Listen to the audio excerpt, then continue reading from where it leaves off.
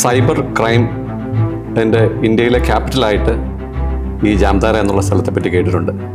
ഇപ്പോൾ ആണെങ്കിൽ നെറ്റ്ഫ്ലിക്സിൽ ഒരു വെബ് സീരീസ് തന്നെ ജാംതാര എന്നുള്ള പേരിൽ ഇറങ്ങിയിട്ടുണ്ട്. ട്രെയിനിൽ സ്റ്റേഷനിൽ ഇറങ്ങിയപ്പോൾ ഇട്ട വെറുമുട മാത്രമേ ഉണ്ടായിരുന്നുള്ളൂ.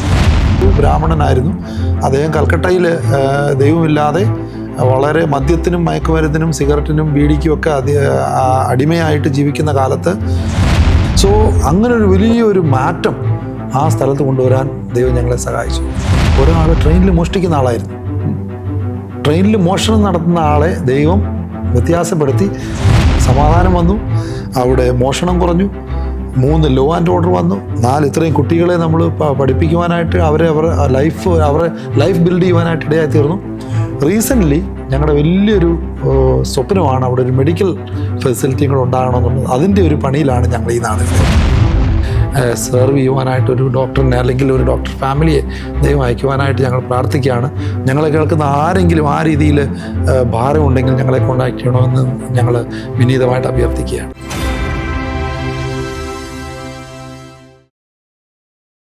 ലൈഫ് ഫോക്കസിൻ്റെ പുതിയ ഒരു എപ്പിസോഡിലേക്ക് എല്ലാവരെയും സ്വാഗതം ചെയ്യുന്നു. വളരെ വ്യത്യസ്തമായ ഒരു ജീവിത വീക്ഷണ കഥയാണ് ഇന്ന് നിങ്ങളുടെ മുമ്പിൽ ഞങ്ങൾ പ്രസൻറ്റ് ചെയ്യുന്നത്. നമുക്ക് സ്വാഗതം ചെയ്യാം ജാംതാര എഡ്വേർഡ് സ്കൂളിൻ്റെ ഡയറക്ടറായിരിക്കുന്ന ശ്രീ സന്തോഷ് തോമസ് ജാംതാര. സ്വാഗതം. ഈ ജാംതാര എന്നുള്ള പേര് കേൾക്കുമ്പോൾ തന്നെ പല നിലകളിൽ അതിന് ലോക ഭൂപടത്തിൽ സ്ഥാനമുണ്ട്. സൈബർ ക്രൈം ഇന്ത്യയിലെ ക്യാപിറ്റലായിട്ട് ഈ ജാംതാര എന്നുള്ള സ്ഥലത്തെ പറ്റി കേട്ടിട്ടുണ്ട്. ഇപ്പോൾ ആണെങ്കിൽ നെറ്റ്ഫ്ലിക്സിൽ ഒരു വെബ് സീരീസ് തന്നെ ജാംതാര എന്നുള്ള പേരിൽ ഇറങ്ങിയിട്ടുണ്ട്. അതേസമയം തന്നെ ക്രിസ്തീയ പ്രവർത്തനങ്ങളുടെ ഒരു കേന്ദ്രമായി ക്രിസ്ത്യൻ വേൾഡ് മാപ്പിൽ അതിന് പ്രാധാന്യം കിട്ടിയിട്ടുണ്ട്. എന്താണ് ഈ ജാംതാരയിലേക്ക് കടന്നു പോകാൻ തക്കവണ്ണം പ്രേരകമായ കാര്യം? ജാംതാര എന്ന സ്ഥലം കൽക്കട്ടയിൽ നിന്ന് പടിഞ്ഞാറോട്ട് യാത്ര ചെയ്താൽ ഏതാണ്ട് 300 കിലോമീറ്ററോളം യാത്ര ചെയ്ത് പഴയ ബീഹാറിൻ്റെ ബോർഡറാണ്. അതിൻ്റെ അടുത്ത ബംഗാളിലെ സ്ഥലമെന്ന് പറയുന്നത് ചിത്തരഞ്ജൻ. ഈ ജാംതാര എന്ന് പറയുന്ന സ്ഥലം ചെറിയൊരു സബ് ഡിവിഷനായിരുന്നു ഞാൻ ചെല്ലുന്ന കാലത്ത്. അതിന് ശേഷം 2000-ൽ ജാർഖണ്ഡ് എന്ന് പറയുന്ന സംസ്ഥാനം രൂപീകൃതമായപ്പോൾ ചില നാൾക്ക് ശേഷം ജാംതാര ഒരു ജില്ലാ ഹെഡ്ക്വാർട്ടറായിട്ട് തീർന്നു. വട്ടം സന്താലികൾ എന്ന പ്രത്യേക ഗോത്രവർഗ്ഗക്കാർ താമസിക്കുന്ന ഒരു സ്ഥലമാണ്. എന്നാൽ ജാംതാര ടൗണിൽ ബംഗാളികൾ, ബീഹാറി, അങ്ങനെ വിവിധതരം ഭാഷക്കാരും ആൾക്കാരും താമസിക്കുന്ന ഒരു പ്രത്യേക സ്ഥലമാണ്.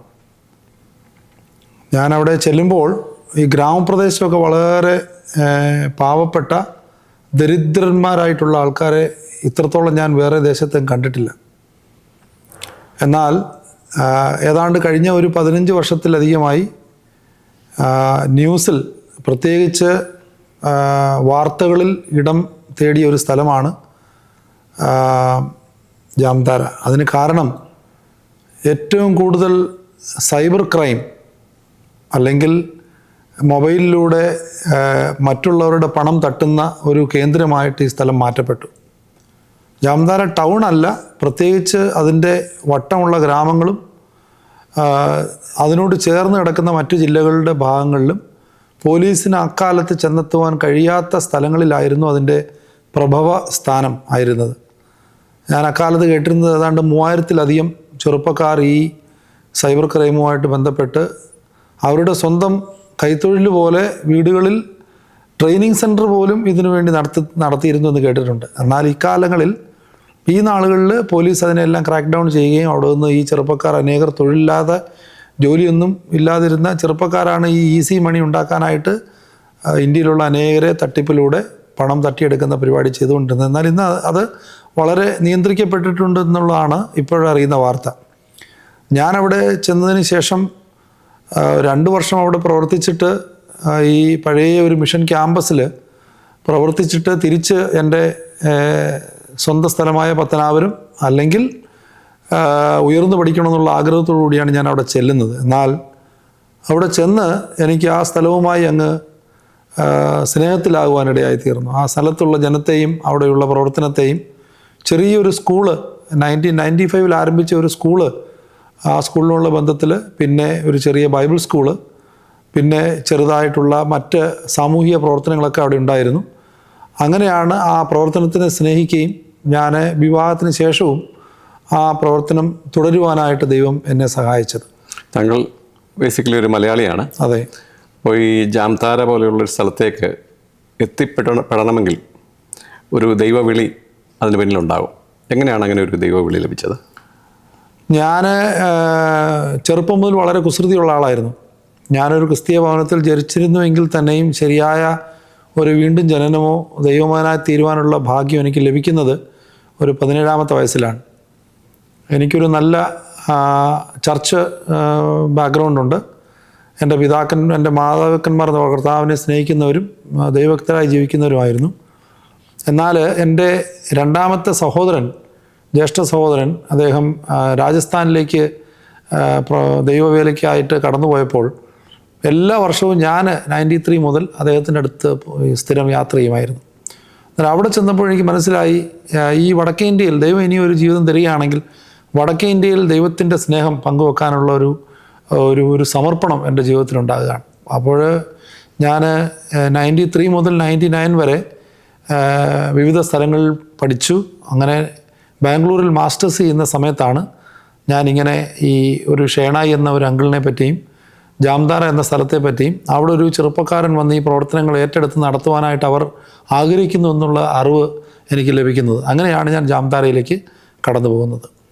താങ്കൾ ഇതിനിടയിൽ പറഞ്ഞു 17-ാമത്തെ വയസ്സിൽ യേശു കർത്താവിനെ സ്വീകരിച്ചു അല്ലെങ്കിൽ രക്ഷിക്കപ്പെട്ടു.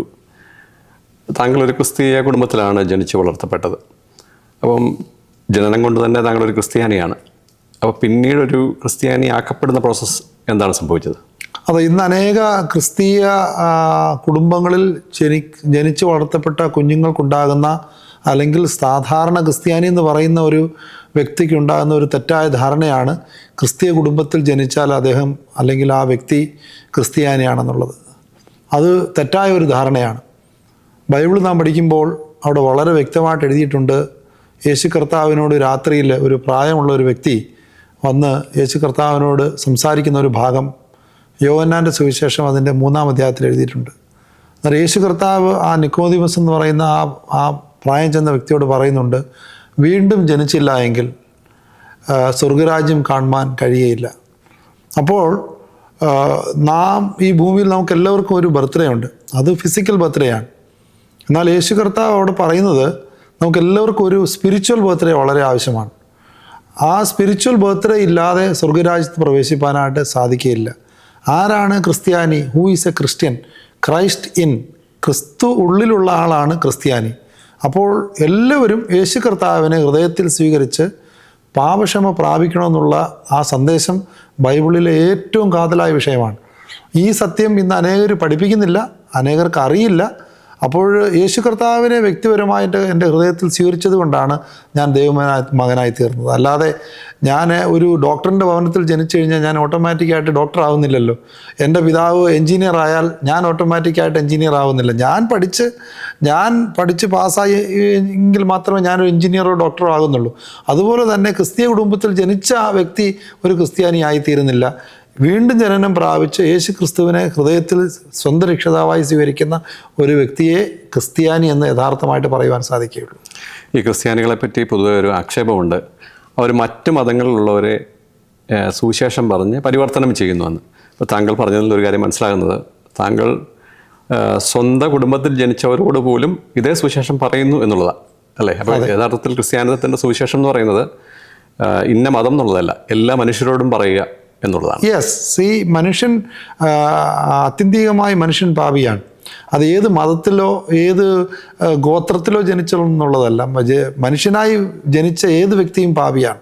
അപ്പോൾ പാപിയായ മനുഷ്യനെ രക്ഷിപ്പാനായിട്ടാണ് യേശു ക്രിസ്തു ലോകത്തിലേക്ക് കടന്നു വന്നത്. അത് മതമാറ്റം എന്ന് മറ്റുള്ളവർ പറയുന്നെങ്കിൽ അത് തെറ്റായ ഒരു ധാരണയാണ്. ദൈവവചനം അല്ലെങ്കിൽ ബൈബിൾ പഠിപ്പിക്കുന്നത് മനം മാറ്റമാണ്, മനസ്സിൻ്റെ മാറ്റം, ഹൃദയത്തിൻ്റെ മാറ്റം. അത് മാറ്റുവാനായിട്ട് ദൈവത്തിന് മാത്രമേ സാധിക്കുകയുള്ളൂ. താങ്കൾ ജാംതാരയിൽ ചെന്ന കാര്യം പറഞ്ഞു. ആ ചെന്ന സമയത്ത് എന്തെല്ലാം വെല്ലുവിളികളാണ് ആ സമയത്ത് നേരിടേണ്ടി വന്നത്? ഒന്നാമതായിട്ട് ഞാൻ ഒരു ബാച്ചിലറായിരുന്നു.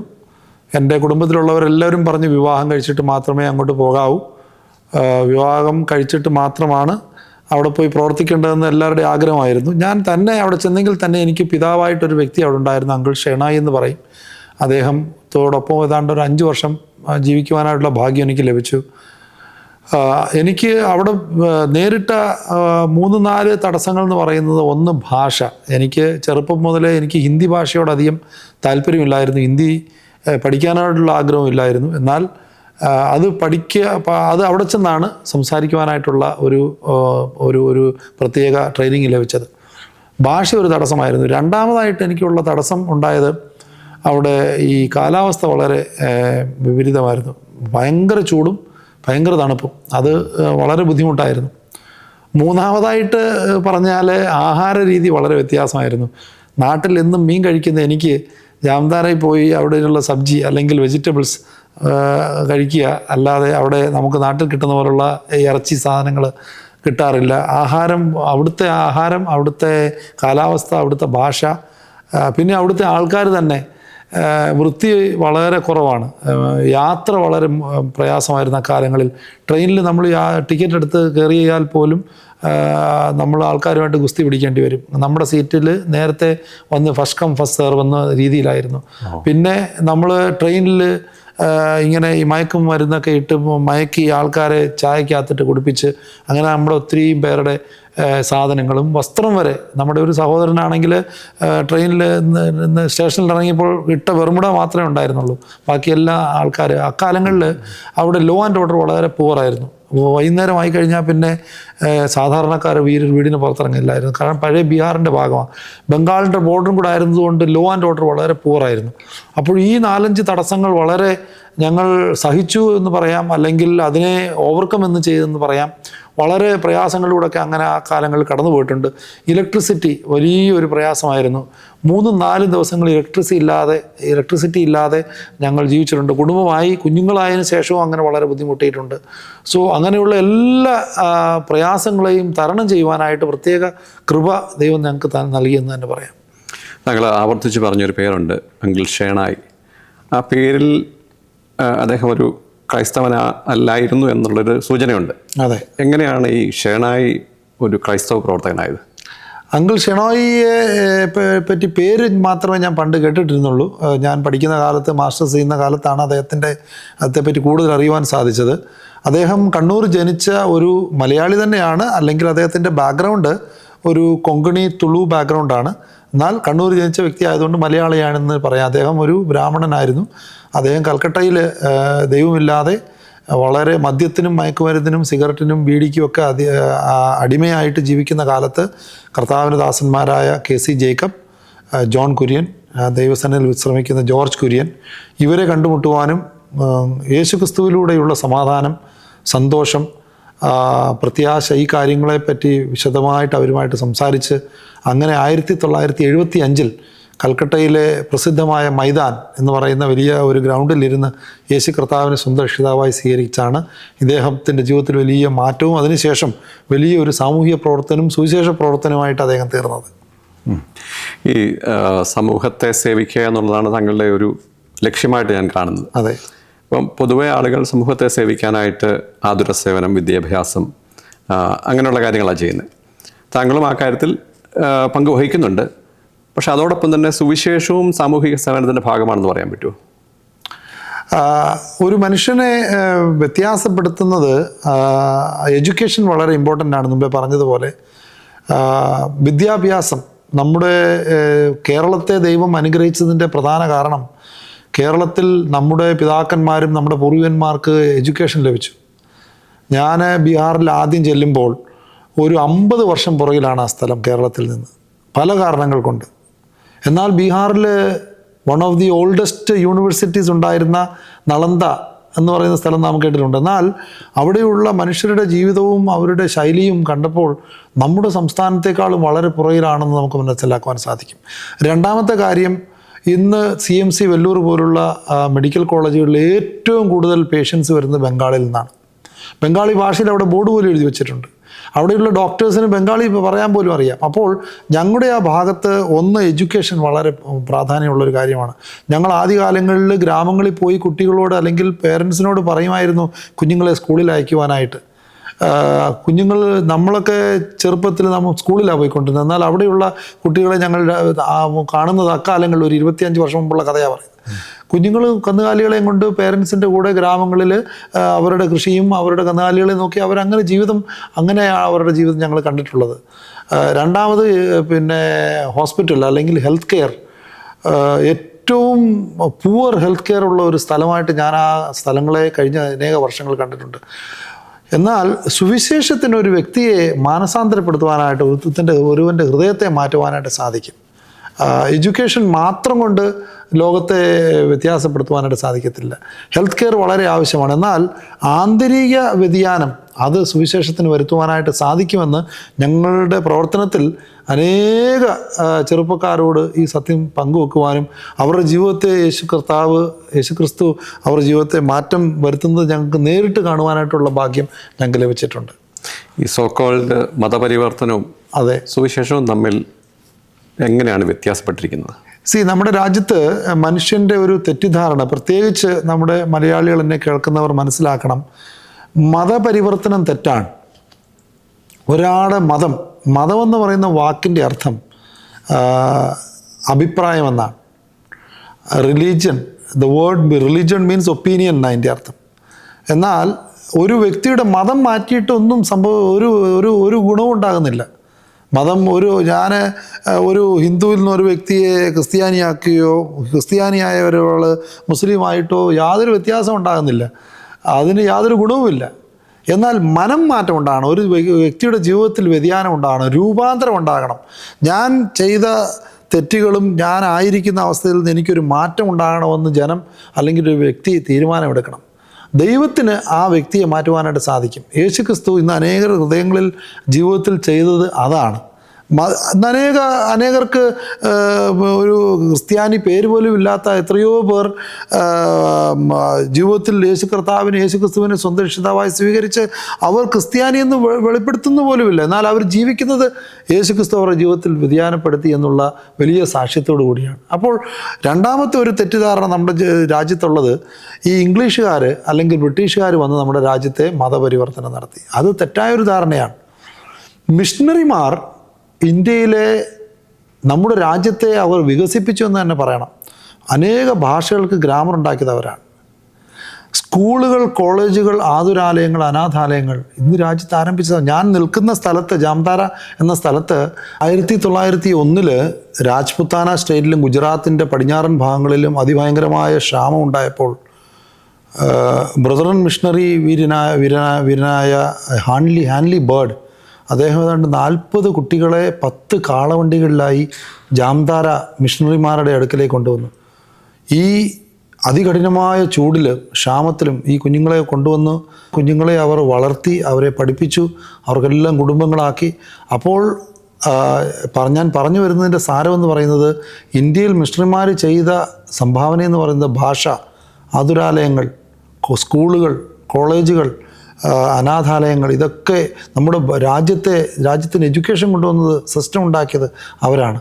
ഇന്ന് പ്രത്യേകിച്ച് വടക്കേ ഇന്ത്യയിലുള്ള ജനത്തിൻ്റെ ഒരു തെറ്റായ ധാരണയെന്ന് പറയുന്നത്, ഇംഗ്ലീഷുകാർ അവർ നമ്മുടെ രാജ്യത്തെ ലൂട്ട് ചെയ്യാൻ വന്നവരാണ്, അവർ നമ്മുടെ രാജ്യത്തെ മതപരിവർത്തനം ചെയ്യാൻ വന്നവരാണ്, അവർ നമ്മുടെ രാജ്യത്തെ കൊള്ളയടിക്കുവാൻ വന്നവരാണ്. അതിൽ ചില സത്യമുണ്ട്. കാരണം ഈസ്റ്റ് ഇന്ത്യ കമ്പനി അതൊരു കമ്പനിയായിരുന്നു. അതിൻ്റെ ഹെഡ്ക്വാർട്ടർ അക്കാലത്ത് കൽക്കട്ടയാണ്. അപ്പോൾ അവർ ഇന്ത്യയിൽ ബിസിനസ് ചെയ്യാൻ വന്നവരാണ്. ഈ രാജ്യത്തെ സകല വിധമായ റോ മെറ്റീരിയൽസും അവർ ഈ രാജ്യത്ത് കൊള്ളയടിച്ചു കൊണ്ടുപോയി. എന്നാൽ മിഷണറിമാർ അവർ ഈ രാജ്യത്തെ സ്നേഹിക്കുകയും ഈ രാജ്യത്തെ ഡെവലപ്പ് ചെയ്യുകയും ഈ രാജ്യത്തിന് ഒത്തിരി സംഭാവനകൾ നൽകിയവരാണ്. സോ ഈ വ്യത്യാസം നമ്മുടെ ജനം മനസ്സിലാക്കണം. പൊതുവെ ആളുകൾക്ക് അത് അറിയത്തില്ല. കാരണം ഈ വെള്ളക്കാരെല്ലാം എല്ലാവരും ക്രിസ്ത്യാനികളാണെന്ന് എല്ലാവരുടെയും വിചാരം.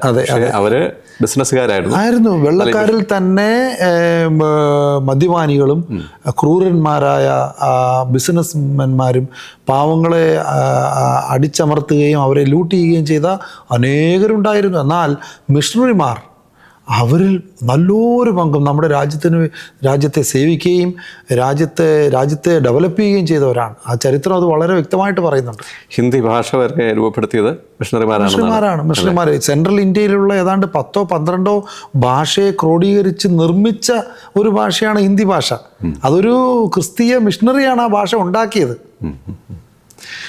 താങ്കൾ പറഞ്ഞു, താങ്കളിപ്പോൾ 25 വർഷമായി ഈ ജാംതാര എന്നുള്ള പ്രദേശത്തിന് വേണ്ടി ജീവിക്കുന്നു, അവിടെയുള്ള ആളുകൾക്ക് വേണ്ടി പ്രവർത്തിക്കുന്നു.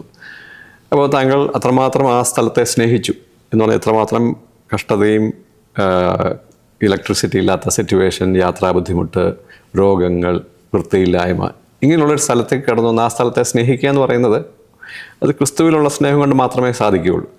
ഈ 25 വർഷങ്ങൾക്ക് ശേഷം എന്ത് വിസിബിൾ മാറ്റങ്ങളാണ് ഉദാഹരണങ്ങളായിട്ട് പറയാൻ കഴിയുന്നത്?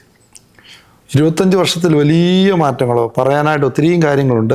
എന്നാൽ ഞങ്ങൾ ചെയ്ത പ്രവർത്തനത്തോടുള്ള ബന്ധത്തിൽ പറഞ്ഞാൽ വളരെ മാറ്റങ്ങൾ ആ സ്ഥലത്തുണ്ടായി. ഒന്നെന്ന് പറഞ്ഞു കഴിഞ്ഞാൽ ആയിരക്കണക്കിന് കുഞ്ഞുങ്ങളെ പഠിപ്പിക്കുവാൻ, അവരെ ശരിയായ മാർഗത്തിൽ അവരെ പഠിപ്പിക്കുവാൻ ഇന്നൊരു നല്ലൊരു ICSE സ്കൂള് നമുക്കവിടെയുണ്ട്. ഏതാണ്ട് ഞാൻ ചെല്ലുമ്പം 170 കുട്ടികൾ ഉണ്ടായിരുന്ന സ്കൂളിൽ ഇന്ന് 1750 പരം കുട്ടികൾ പഠിക്കുക. അതെല്ലാം മതസ്ഥരായിട്ടുള്ള കുട്ടികളുമുണ്ട്. അവിടുത്തെ ഒരു 4-5 ജില്ലയിലെ ടോപ്പ് സ്കൂളാണ്. ദൈവം അത്രത്തോളം അതിനെ അനുഗ്രഹിച്ചു. കാരണം ഞങ്ങൾ വളരെ അധ്വാനിക്കുകയും അവിടെയുള്ള ജനത്തിൻ്റെ ഗുഡ്വിൽ ഞങ്ങൾക്ക് പ്രാപിക്കുവാൻ ദൈവം ഇടയാക്കി. അപ്പോൾ ഈ കുഞ്ഞുങ്ങളെ ഒന്നാമത് പഠിപ്പിക്കാനായിട്ട് ദൈവം ഞങ്ങളെ സഹായിച്ചു. രണ്ടാമതായിട്ട് ഞങ്ങൾ ഈ കുഞ്ഞുങ്ങൾക്കെല്ലാം വേണ്ടി പ്രാർത്ഥിക്കും. ദൈവമേ, ഈ കുഞ്ഞുങ്ങളൊന്നും ക്രൂരന്മാരായോ കൊള്ളക്കാരായോ മോഷ്ടാക്കളായോ മറ്റ് സമൂഹത്തിന് എതിരായിട്ട് പ്രവർത്തിക്കുന്നവരായിട്ടല്ല, നമ്മുടെ രാജ്യത്തെ നല്ല പൗരന്മാരായി. അതിൽ ചില കുഞ്ഞുങ്ങളൊക്കെ ഇന്ന് വിദേശങ്ങളിലും നമ്മുടെ രാജ്യത്ത് തന്നെ വലിയ വലിയ പോസ്റ്റിൽ ഇരിക്കുന്ന കുട്ടികളുണ്ട്, പഴയ കുട്ടികൾ. സോ അങ്ങനൊരു വലിയൊരു മാറ്റം ആ സ്ഥലത്ത് കൊണ്ടുവരാൻ ദൈവം ഞങ്ങളെ സഹായിച്ചു. 2, ഞങ്ങൾക്കൊരു ബൈബിൾ സ്കൂൾ ഉണ്ടെന്ന് ഞങ്ങൾ പറഞ്ഞല്ലോ. എന്നാൽ ഞങ്ങളുടെ വട്ടമുള്ള 3-4 സ്റ്റേറ്റിൽ നിന്നുള്ള ചർച്ചുകളിൽ നിന്നുള്ള ചെറുപ്പക്കാരെ ബൈബിൾ പഠിപ്പിക്കാനായിട്ട് അവിടെ വിടും. അതിൽ കടന്നു വന്ന 2-3 ചെറുപ്പക്കാരെ, ഒരാൾ ട്രെയിനിൽ മോഷ്ടിക്കുന്ന ആളായിരുന്നു. ട്രെയിനിൽ മോഷണം നടത്തുന്ന ആളെ ദൈവം വ്യത്യാസപ്പെടുത്തി ഞങ്ങളുടെ ഹൈസ്കൂളിൽ കൊണ്ടുവന്ന് പഠിപ്പിച്ചു. 2 അക്കാലങ്ങളിൽ മാവോയിസ്റ്റ് തീവ്രവാദികൾ നിങ്ങൾ കേട്ടിട്ടുണ്ടായിരിക്കും. നക്സലൈറ്റുകളെന്ന ഇപ്പം ഏതാണ്ട് ഒരു 99% അത് ജാർഖണ്ഡിൽ ഇപ്പം ഇല്ല. ഛത്തീസ്ഗഡിൽ ചില ഭാഗങ്ങളിൽ ഉണ്ടായിരിക്കാം. ഗവൺമെൻറ് പറയുന്നത് പൂർണ്ണമായിട്ടും മാവോയിസ്റ്റുകളെ നശിപ്പിച്ചു വന്ന. അക്കാലങ്ങളിൽ അവിടെ ഒരു ചെറുപ്പക്കാരൻ പഠിക്കാൻ വന്നു. അവൻ്റെ ഗ്രാമത്തിൽ എല്ലാ കുടുംബങ്ങളിൽ നിന്നും ഒരാൾ മാവോയിസ്റ്റായിട്ട് ഈ നക്സലൈറ്റായിട്ട് ചേരണം. എന്നാൽ ഈ ഒരു ചെറുപ്പക്കാരൻ്റെ പേര് ഞാൻ പറയുന്നില്ല. അവനെ ദൈവം എങ്ങനെയോ ജാംതാരയിൽ ഞങ്ങളുടെ ബൈബിൾ സ്കൂളിൽ കൊണ്ടുവന്നു. ആദ്യത്തെ ഒരു 2-3 മാസം അവനെ പഠിപ്പിക്കാൻ ഭയങ്കര പ്രയാസമായിരുന്നു. അവൻ്റെ ജ്യേഷ്ഠന് അവൻ ചർച്ചിൽ പോകാതിരിക്കാനായിട്ട് ഞായറാഴ്ച രാവിലെ അവൻ്റെ ടീഷർട്ടും ഷർട്ടും തുണിയും എടുത്ത് വെള്ളത്തിൽ മുക്കിയിടുമായിരുന്നു. എന്ന് പറഞ്ഞാൽ അവൻ്റെ ചേട്ടന് ചർച്ചിൽ പോകുന്നത് എതിരായിരുന്നു. എന്നാൽ അവന് ജാംതാര പഠിക്കാൻ വന്നു. പഠിച്ചു കഴിഞ്ഞിട്ട് ഗ്രാജുവേഷൻ്റെ അന്ന് ഇവൻ്റെ ജ്യേഷ്ഠൻ വന്നു. ജ്യേഷ്ഠൻ ക്രിസ്ത്യാനിയല്ല, ഓർത്തോണം. ചേട്ടൻ വന്നിട്ട് ഗ്രാജുവേഷൻ കഴിഞ്ഞിട്ട് എന്നെ കെട്ടിപ്പിടിച്ചു, സാറേ ഈ എൻ്റെ അനുജനെ എങ്ങനെ സാറ് മാറ്റിയെടുത്തേ? സോ അങ്ങനെയുള്ള അനേക സാക്ഷ്യങ്ങൾ കേൾക്കുവാനായിട്ട് ദൈവം ഞങ്ങളെ സഹായിച്ചു. അപ്പോൾ അനേക കുട്ടികളുടെ ജീവിതത്തിൽ മാറ്റം വന്നു. അനേക ചെറുപ്പക്കാരെ ശരിയായിട്ടുള്ള വഴിയിൽ വളർത്തുവാനിടയായി. മൂന്നാമതായിട്ട് ഈ ഞങ്ങൾ ഈ 25-26 വർഷത്തിൽ ഈ ദൈവം നമ്മുടെ ഹൃദയത്തെയാണ് നോക്കുന്നത്. നമ്മുടെ കഴിവിനെയോ നമ്മുടെ പ്രാപ്തിയോ അല്ലെങ്കിൽ നമ്മുടെ സാമർഥ്യമൊന്നും അല്ല ദൈവം നോക്കുന്നത്. ദൈവമക്കൾ പോകുന്ന സ്ഥലവും അനുഗ്രഹിക്കപ്പെടും. അതുപോലെ ആ സ്ഥലത്തെ ഡെവലപ്പ് ചെയ്യുവാനായിട്ട് ഇന്ന് ഞങ്ങളുടെ ക്യാമ്പസിൽ വന്നു കഴിഞ്ഞാൽ കേരളം പോലാക്കി വെച്ചേക്കാം ഞങ്ങൾ. അവിടെ ഞങ്ങൾ ചെല്ലുന്നതിന് മുൻപ് അവിടെ തമ്മിലടിയും പ്രശ്നങ്ങളും, ലോ ആൻഡ് ഓർഡർ ഇല്ല. സന്ധ്യ ആയി കഴിഞ്ഞ് ഞങ്ങളെല്ലാവരും അടച്ചുപൂട്ടിയിരിക്കും. ഇപ്പോഴും ആ ഡോറെല്ലാം തുറന്നു കിടക്കുക അവിടെ ഞങ്ങളുടെ വീടിൻ്റെ. നോക്കിക്കഴിഞ്ഞാൽ എന്ന് പറഞ്ഞാൽ അതുപോലെ സമാധാനം വന്നു. അവിടെ മോഷണം കുറഞ്ഞു. 3 ലോ ആൻഡ് ഓർഡർ വന്നു. 4 ഇത്രയും കുട്ടികളെ നമ്മൾ പഠിപ്പിക്കുവാനായിട്ട് അവരെ ലൈഫ് ബിൽഡ് ചെയ്യുവാനായിട്ട് ഇടയായി തീർന്നു. റീസെൻ്റ്ലി ഞങ്ങളുടെ വലിയൊരു സ്വപ്നമാണ് അവിടെ ഒരു മെഡിക്കൽ ഫെസിലിറ്റിയും കൂടെ ഉണ്ടാകണമെന്നുള്ളത്. അതിൻ്റെ ഒരു പണിയിലാണ് ഞങ്ങൾ ഈ നാളുകളിൽ. ഞാനത് ചോദിക്കാനിരിക്കായിരുന്നു. അവിടെ ജാംതാരയിൽ ഒരു നല്ല ഹോസ്പിറ്റൽ വരുന്നു എന്നിങ്ങനെ ഒരു സൂചന കേട്ടു. അതൊരു മിഷൻ ഹോസ്പിറ്റൽ എന്ന് പറയുമ്പം പൊതുവെ ആളുകൾക്ക് ചിന്ത ഉണ്ടാകാം ഈ മിഷൻ ഹോസ്പിറ്റൽ എന്തിനാണ് വരുന്നത്, അത് മതപരിവർത്തനത്തിനാണോ എന്ന് താങ്കളുടെ ആ ചോദ്യം വന്നാൽ എന്ത് മറുപടി പറയും? ഞാൻ ഈ ചോദ്യത്തിന് നേരത്തെ ഒരു ഉത്തരം ഞാൻ പറഞ്ഞിരുന്നു. മതപരിവർത്തനം തെറ്റാണ്. ഞങ്ങൾ കഴിഞ്ഞ 25-26 വർഷത്തിൽ ആരെയും മതം മാറ്റിയിട്ടില്ല, മതം മാറണമെന്ന് പറയത്തുമില്ല. കാരണം അങ്ങനെ പറയുന്നത് പോലും തെറ്റാണ്. എന്നാൽ ദൈവം നിങ്ങളെ സ്നേഹിക്കുന്നു, ദൈവം ഞങ്ങളെ സ്നേഹിച്ചു, ദൈവം ഞങ്ങളുടെ ജീവിതത്തിൽ പരിവർത്തനം ഉണ്ടാക്കി, വ്യതിയാനം വരുത്തി. ഈ സന്തോഷം മറ്റുള്ളവരുമായിട്ട് ഞങ്ങൾ പങ്കുവെക്കും. അതിനുള്ള സ്വാതന്ത്ര്യം നമ്മുടെ കോൺസ്റ്റിറ്റ്യൂഷൻ തരുന്നുണ്ട്. രണ്ടാമത്തെ കാര്യം, ഞങ്ങൾ ഇത്രയും നാൾ അവിടെ സ്കൂൾ നടത്തി അനേക കുഞ്ഞുങ്ങളെ പഠിപ്പിച്ചു വിട്ടു. ഒരു കുട്ടിയെ പോലും മതം മാറ്റാനായിട്ട് ഞങ്ങൾ പോയിട്ടില്ല. എന്നാൽ ഞങ്ങൾ രാവിലെ അവർക്ക് വേണ്ടി പ്രാർത്ഥിക്കും, അവരുടെ അസംബ്ലിയിൽ ബൈബിളിലെ ഒരു വാക്യം വായിക്കും, ഞങ്ങൾ പാട്ട് പാടും. ആർക്കും ഒരു എതിരുമില്ല. 85% ഹിന്ദു കുട്ടികളാണ് അവിടെ പഠിക്കുന്നത്. ടീച്ചേഴ്സും 50%, ഒരു 60% ടീച്ചേഴ്സ് ഹിന്ദുക്കളാണ്. ഞങ്ങൾ ഈ ടീച്ചേഴ്സിനെ ഒന്നും മതം മാറ്റാൻ പോയിട്ടില്ല. ഈ ടീച്ചേഴ്സ് തന്നെയാണ് അവരുടെ ആ സ്കൂളിനെ വളർത്തിയത്. സോ ഇനി ഒരു ഹോസ്പിറ്റലിൽ വന്നാലും ഹോസ്പിറ്റലിലെ രോഗികൾക്ക് വേണ്ടി ഞങ്ങൾ പ്രാർത്ഥിക്കും. അത് അകത്തിരുന്നാലും പ്രാർത്ഥിക്കും, പുറത്തിരുന്നാലും പ്രാർത്ഥിക്കും.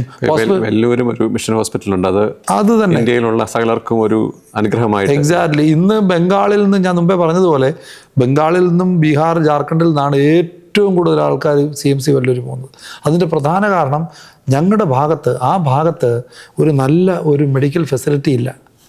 മനസ്സിലായില്ലേ? അപ്പോൾ ഇതൊരു വലിയ ഒരു നീഡായിട്ട് മനസ്സിലാക്കിയാണ് ഞങ്ങൾ ഈ മിഷൻ ഹോസ്പിറ്റലിൻ്റെ പണി ആരംഭിച്ചത്. ഈ ദൈവം അനുവദിച്ചു കഴിഞ്ഞാൽ ഈ വരുന്ന 2-3 മാസത്തിനകം അതിൻ്റെ എമർജൻസിയും OPDയും ഉദ്ഘാടനം നടത്താനായിട്ടുള്ള ഞങ്ങൾ ആഗ്രഹിക്കുന്നു, പ്രാർത്ഥിക്കുന്നു. എന്നാൽ ഒരു മിഷൻ മൈൻഡഡ് ആയിട്ടുള്ള 1-2 ഡോക്ടേഴ്സിനെ ദൈവം അയക്കണം. കാരണം ഞങ്ങളുടെ കൂടെയുള്ള എല്ലാവരും മറ്റ് ടീച്ചേഴ്സാണ്, അല്ലെങ്കിൽ അഡ്മിനിസ്ട്രേഷനിലാണ്, അല്ലെങ്കിൽ ഓഫീസ് വർക്കിലാണ്, മറ്റുള്ള എല്ലാ പ്രവർത്തനത്തിനും ഞങ്ങളുടെ കൂടെ ആൾക്കാരുണ്ട്. എന്നാൽ ഒരു ഡോക്ടറിനെ ദൈവം അവിടെ വന്ന് സേവിക്കുവാനായിട്ട്, അല്ലെങ്കിൽ സമൂഹത്തെ സെർവ് ചെയ്യുവാനായിട്ട് ഒരു ഡോക്ടറിനെ, അല്ലെങ്കിൽ ഒരു ഡോക്ടർ ഫാമിലിയെ ദൈവം അയക്കുവാനായിട്ട് ഞങ്ങൾ പ്രാർത്ഥിക്കുകയാണ്. ഞങ്ങളെ കേൾക്കുന്ന ആരെങ്കിലും ആ രീതിയിൽ ഭാരമുണ്ടെങ്കിൽ ഞങ്ങളെ കോൺടാക്ട് ചെയ്യണമെന്ന് ഞങ്ങൾ വിനീതമായിട്ട് അഭ്യർത്ഥിക്കുകയാണ്. ഇനിയൊരു 25 വർഷം കൂടെ ദൈവം അവിടെ തുടരാൻ അനുവദിച്ചാൽ എന്താണ് ഒരു സ്വപ്നമുള്ളത്? ഇനിയൊരു 25 വർഷം കൂടെ അവിടെ തുടരാൻ ദൈവം അനുവദിച്ചു കഴിഞ്ഞാൽ, ഒന്നാമത്തെ കാര്യം, വിശ്വസ്തരായിട്ടുള്ള ചിലരെ ആ ഉത്തരവാദിത്തങ്ങളെല്ലാം ഞങ്ങൾ ഏൽപ്പിക്കണം. അതൊന്ന്. ഞങ്ങളൊരു ആയുസ്സിൽ ചെയ്യേണ്ട കാര്യങ്ങൾ ഞങ്ങൾ ചെയ്തു കഴിഞ്ഞ 25-26 വർഷങ്ങളിൽ. അതൊന്ന്. രണ്ടാമത്, ഈ മിഷൻ ഹോസ്പിറ്റലിൻ്റെ പ്രവർത്തനം ഇപ്പോൾ എമർജൻസി OPDയുടെ ഉദ്ഘാടനം ഒരു 3-4 മാസത്തിനകം നടത്തണമെങ്കിൽ തന്നെയും ഒരു ഫുൾ ഫ്ലെഡ്ജ്ഡ് ആയിട്ടുള്ളൊരു നല്ലൊരു മിഷൻ ഹോസ്പിറ്റൽ അവിടെ ഉണ്ടാകണം എന്നുള്ള വലിയ സ്വപ്നമുണ്ട്. രണ്ടാമതായിട്ട്, ഞങ്ങളുടെ സ്കൂള് നല്ലൊരു സ്കൂളാണ്. ആ സ്കൂളിന് 11-12 ഇതുവരെ ഇല്ല. 10ാം ക്ലാസ് വരെ പഠിച്ചിട്ട് കുഞ്ഞുങ്ങൾ മറ്റ് സിറ്റികളിലാണ് പോകുന്നത്. അനേക പേരൻസ് ഞങ്ങളുടെ അടുത്ത് വന്ന് കരയും. അവരുടെ കുഞ്ഞുങ്ങളെ ഒന്നും പുറത്തു വിടാനായിട്ട് അവർക്ക് താല്പര്യമില്ല. നല്ല ഡിസിപ്ലിനും പേരൻസിന് അതുപോലെ വിശ്വാസമാണ് നമ്മുടെ സ്കൂളിൽ കുഞ്ഞുങ്ങളെ പഠിപ്പിക്കാൻ വിടാൻ. അപ്പോൾ അവിടെ ഒരു 11-12 ഫെസിലിറ്റി ഉണ്ടാകാനായിട്ട് ഞങ്ങൾക്ക് വലിയൊരു സ്വപ്നമുണ്ട്. അതിനുവേണ്ടി പ്രവർത്തിച്ചുകൊണ്ടിരിക്കുകയാണ്. അത് രണ്ടാമതായിട്ട്. മൂന്നാമതായിട്ട്, ക്യാമ്പസിൽ നല്ല ഡെവലപ്മെൻറ്റും മറ്റ് എല്ലാ ഒരു പഠിക്കുവാനായിട്ട്, പലർക്കും വന്ന് പഠിക്കുവാനായിട്ടുള്ള ഒരു നല്ല ഒരു ലേണിംഗ് പ്ലേസ് ആയിട്ട് അതിനെ ഡെവലപ്പ് ചെയ്യുവാനായിട്ട് ഞങ്ങൾക്ക് ആഗ്രഹമുണ്ട്. അതുമൂലം അതിന് വട്ടമുള്ള എല്ലാ സ്ഥലവും ദൈവത്തുള്ള ജനം ദൈവത്തിൻ്റെ സ്നേഹം മനസ്സിലാക്കണം, അന്യോന്യം സ്നേഹിക്കണം. അന്യമതസ്ഥർ, പല മതസ്ഥർ ഒരുമിച്ച് സ്നേഹത്തിലും ഐക്യത്തിലും ജീവിക്കുന്നത് കാണുവാനായിട്ട് ഞങ്ങൾക്ക് ആഗ്രഹമുണ്ട്. അതാണ് ഞങ്ങളുടെ പ്രാർത്ഥനയും. നമ്മളെ കേൾക്കുന്ന പല ആളുകളും ഇതൊക്കെ കേൾക്കുമ്പം ജീവിതത്തിൽ നിരാശയുള്ളവരും ബുദ്ധിമുട്ടുള്ളവരും, അല്ലെങ്കിൽ എങ്ങനെയാണ് അടുത്ത നിമിഷത്തെ നേരിടേണ്ടതെന്ന് വിഷമിക്കുന്നവരൊക്കെ കാണും. അപ്പം താങ്കളുടെ ഈ ഒരു സമൂഹത്തെ മാറ്റാൻ കഴിഞ്ഞ ദൈവസ്നേഹത്തിൻ്റെ ശക്തി ഒരു വ്യക്തിയുടെ ജീവിതത്തെ എങ്ങനെ മാറ്റിമറിക്കാനായിട്ട് അത് ഒരു സന്ദേശമായിട്ട് നൽകാൻ കഴിയും?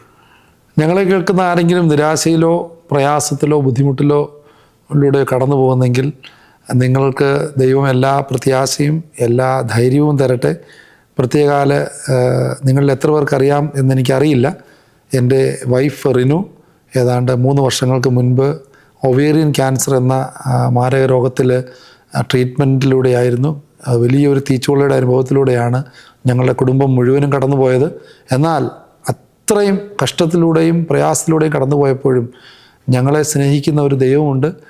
ദൈവം അറിയാതെ, ദൈവത്തിൻ്റെ അനുവാദമില്ലാതെ ഒന്നും നമ്മുടെ ജീവിതത്തിൽ സംഭവിക്കത്തില്ല എന്ന് പൂർണ്ണമായിട്ട് ഞങ്ങൾ വിശ്വസിക്കുന്നു.